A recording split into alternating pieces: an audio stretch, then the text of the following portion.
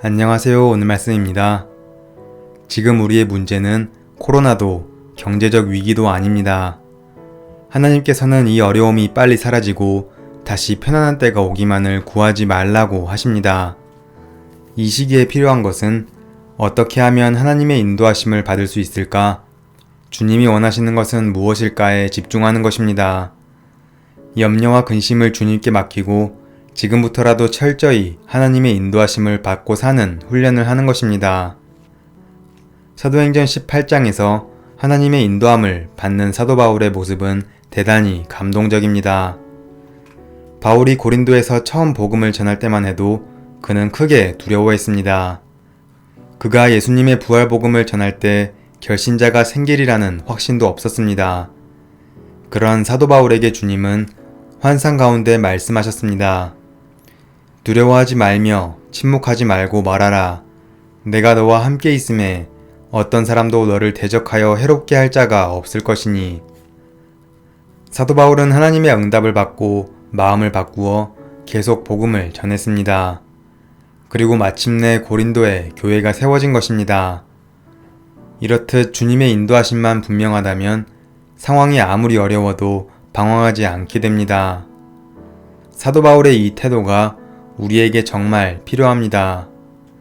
지금 우리의 문제와 눈앞의 상황만 보면 아무것도 할 수 없을 것 같습니다. 그러나 기도하지 않고 걱정만 해서는 안 됩니다. 이때야말로 진정으로 기도하고 하나님의 뜻을 분별해야 합니다. 하나님 앞에 간절히 기도하면 마음이 달라짐을 깨닫게 됩니다. 그때 주시는 주님의 응답을 붙잡고 나아가야 합니다. 사도 바울이 계속해서 복음을 전하자 고린도 시 안에 예수 믿는 사람들이 많아졌습니다. 이에 유대인들이 그를 총독에게 고소하려 했습니다.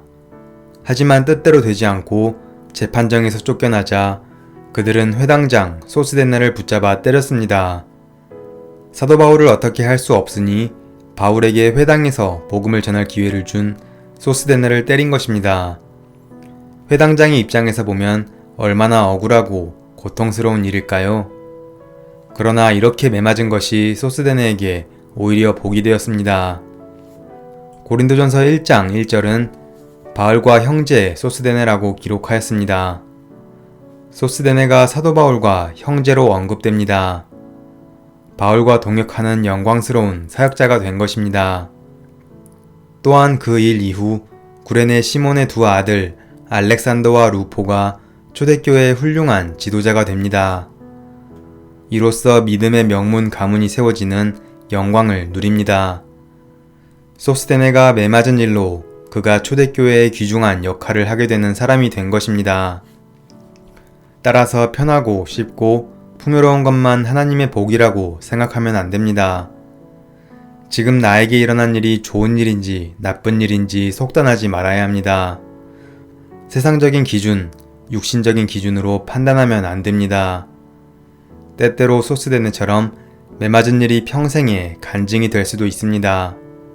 결국 중요한 것은 이것이 하나님의 인도하심인가 하는 것입니다. 사도 바울이 에베소에서 가이사랴로 가려고 할 때 에베소 사람들은 바울이 에베소에 더 머물기를 요청했습니다. 그때 바울은 만일 하나님의 뜻이면 너희에게 돌아오리라 라고 말하며 거절했습니다. 만일 하나님의 뜻이면 이 말이 사도 바울의 갈망이 무엇인지 대변해 줍니다. 핍박을 받는 삶을 살던 순회 전도자에게 더 머무러 달라고 하는 공동체가 있다면 얼마나 기뻤을까요?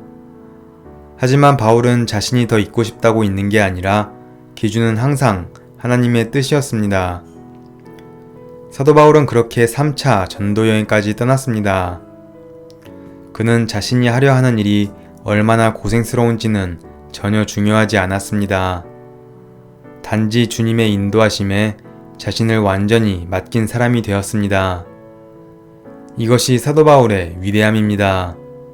자신의 생각과 좋고 싫은 감정에 따라 움직였다면 결코 이룰 수 없었던 전도 여행이었습니다.